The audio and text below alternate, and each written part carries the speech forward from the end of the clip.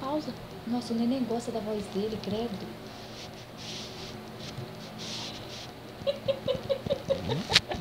E ele chora, né? Quando ele para de falar.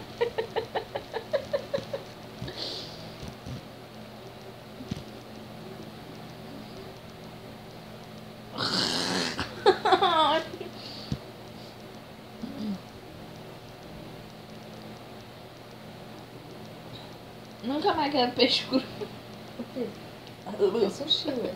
Você não tinha vontade de comer sushi? Aí tua colega gosta, né? Não é por nada.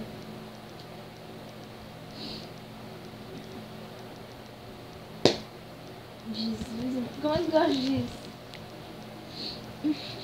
É muito ruim.